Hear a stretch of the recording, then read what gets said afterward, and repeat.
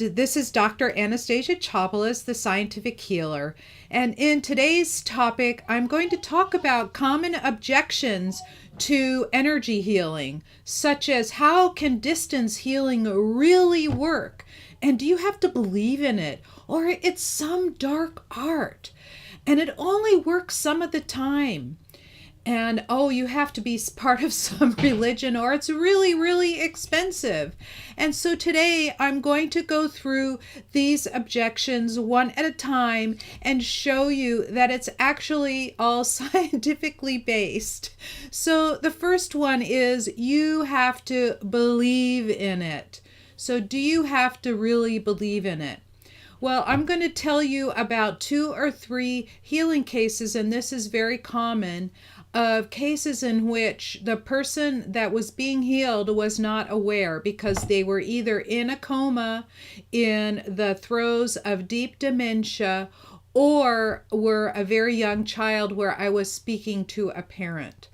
And the child was, in one case, was under 2 years old.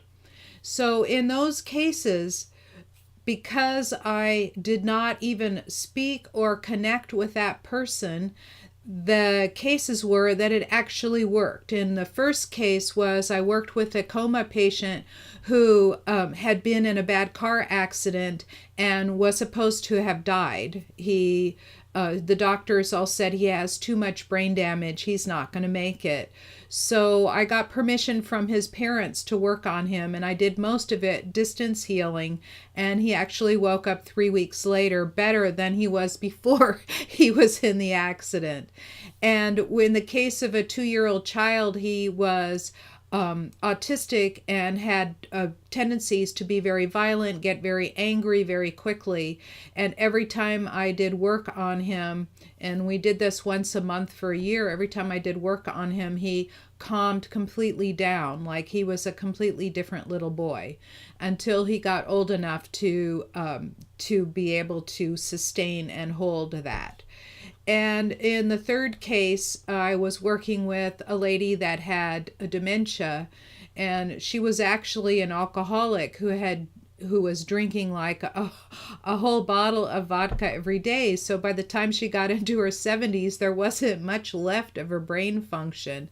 And so she would be asleep when I worked on her through her husband. And she got better and better, so she was able to take trips again, and they went places, and they would go to ball games, and she actually would remember things from the day before.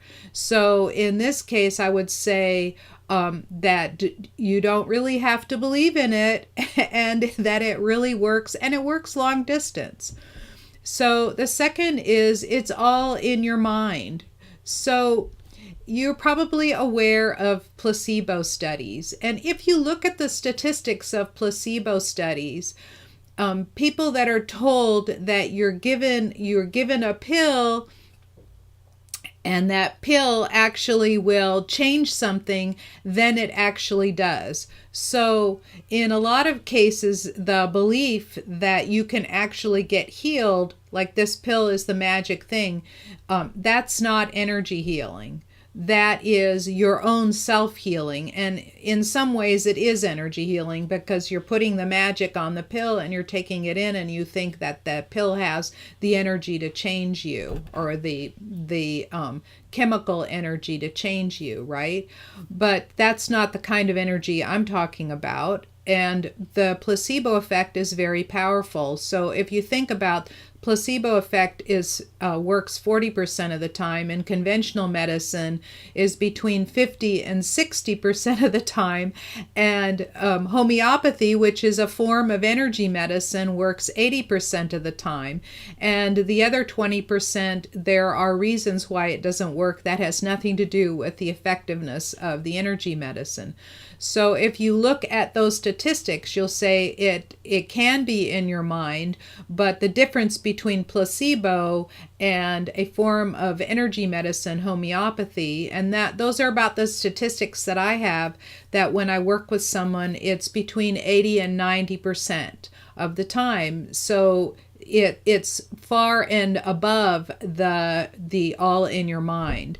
And woo-woo is a term that is applied to people who are walking around and using like a separate language that doesn't sound like it makes any sense to the person that is unfamiliar with it. But having been in science for a long time, we can be in closely related fields and we can't even talk to each other because we have certain words that we just simply don't use. I worked in vibrations. I studied vibrations of matter, so I was a vibrational spectroscopist. And there are a lot of words that we would use that other people didn't understand, like a vibronic mode, or, these are like, they sound kind of familiar, but they're really not. And we can also have some very weird words. So it's kind of like that. So woo-woo is also kind of this touchy-feely stuff, but science is now proving that the touchy-feely stuff is actually working. There is a study, there are a couple of UCLA scientists that are studying the actual energetics of relationships, and they're showing that the DNA actually changes. It changes, the epigenetics of somebody changes depending on the quality of their relationships. So I'm very excited about that work because it's now putting science to the name that we used to think as touchy-feely and woo-woo. So there you go. So one other objection that I commonly hear is, wow, that's kind of expensive. Well, have you looked at the price of conventional medicine these days? So here's a perfect example. I ran across somebody who was afraid because she had a tumor in her skull here, and they knew it was there. They had imaged it, and both me and my daughter, who's also clairvoyant, both told her, well, it's a benign tumor, and there's no danger if you would work with me for a short period of time, because I have had very good luck at shrinking tumors very quickly. So I was working, I offered her a 3-month package at that time for $3,000. And she goes, oh, wow, that's really, really expensive. But I've had luck with shrinking tumors virtually overnight. And I call it luck because I don't want to say I heal them or cure them, but I work on them and they disappear, right? So what I found out later is that she had already had a failed surgery, and the copay on the surgery was $45,000. And she wanted to have the tumor out. So she went in again and they opened her up. So this was the second surgery, same copay, $45,000. So she paid $90,000 and had, of course, a long recovery time because going into the skull is very invasive and very traumatic for the body. So, $3,000 versus $45,000, that is not very expensive. And the thing that I do, of course, is I go on longer and longer. So, if you're a healer and people start comparing your prices to wow, that's really expensive, you can always start looking at, for example, the cost of medicine. And I quote this all the time because it's my own husband who came to me and was telling me that this was right when we first got back together. We dated in high school and then had a 43-year hiatus. And when I found him again, he was overweight. He had suffered a heart attack. And he was also saying that he was taking like these 9 medications, and that cost him, after insurance coverage, $900 a month. So if you add this up over a whole year, it's like over it's like $10,000 for the year. And now he's on 0 medication. So it's like he got this giant pay raise, right? So once you get into energy medicine and know that you can change, and it includes nutrition, it includes massage, it includes acupuncture, homeopathy, and distance healing. All of these things all together really work to help you get healthier. And the one objection I heard some people tell me is it only works some of the time. And I alluded to that earlier.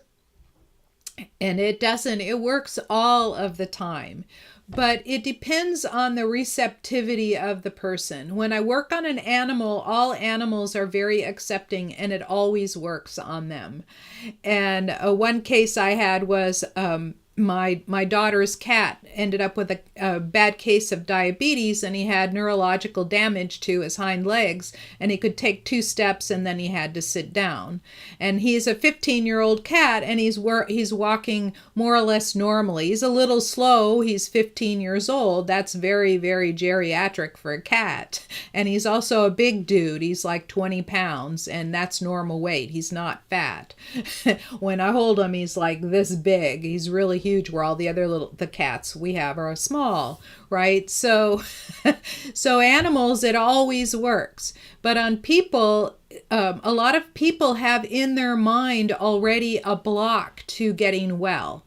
And sometimes people just simply don't want to live. Their life is too hard, and they've gotten sick through some sort of toxic something, and whether it's toxic thoughts, toxic environment, toxic taking in toxins in your food, whatever it is that has created a situation in the body, they have decided to hang on to the illness.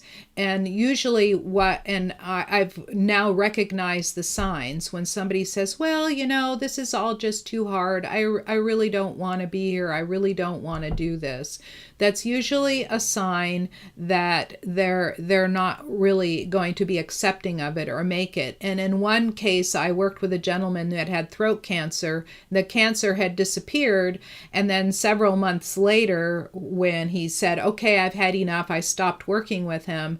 So several months later, it came back, and then he didn't want that. He didn't want to live through the treatment again, and he decided it was all too much for him, and he just let go, right? And he died a very short amount of time later. And this is very common. There are some people that will give lip service to doing all the actions, but stay ill, and that's because they're ready to go.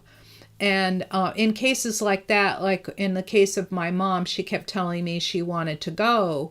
So all I did for her was make her more comfortable and, help her ease through this transition.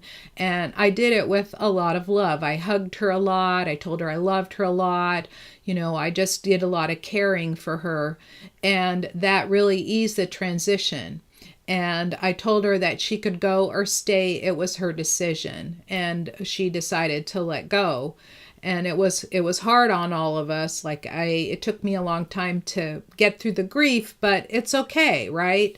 And then the other thing is that I hear a lot is it part of some religion? Is it okay that I'm a Christian? Or is it okay that I'm Muslim? Or is it okay I'm a Buddhist? Or is it okay if I'm an atheist? And is it from the devil? Is it some dark art? So if you're a Christian out there, face it, people, the apostles and Jesus were healers.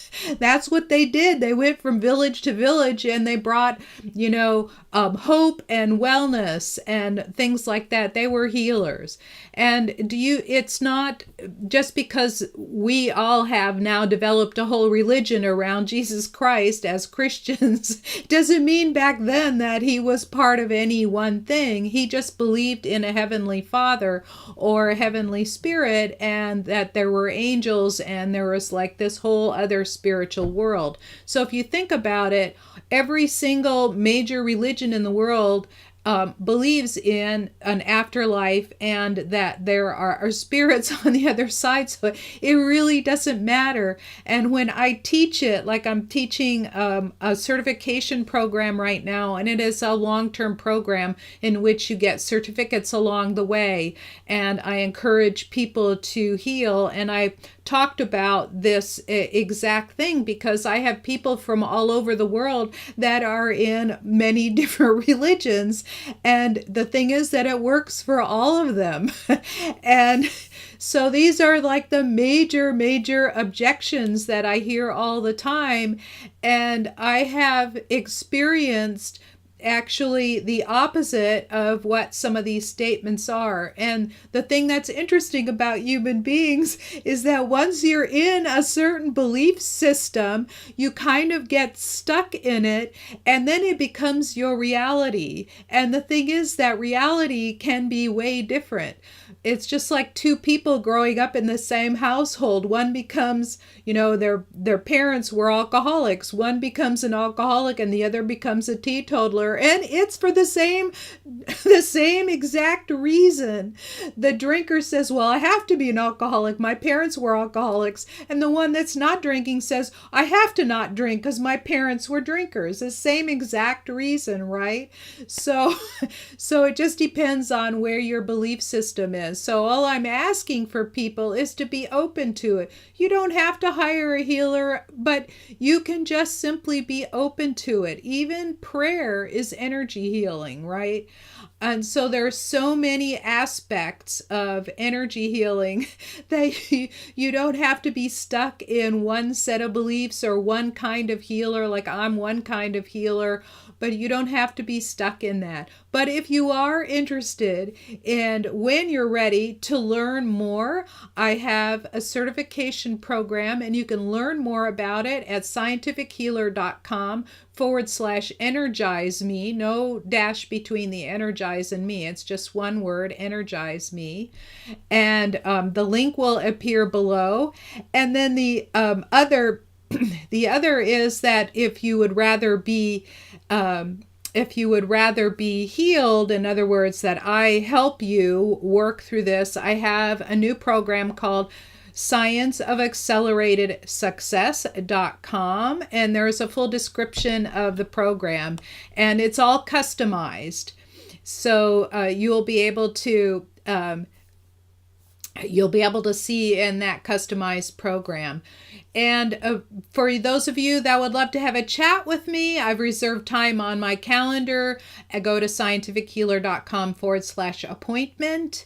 And or you can write me a note at scientifichealer.com/contact. Thank you for watching.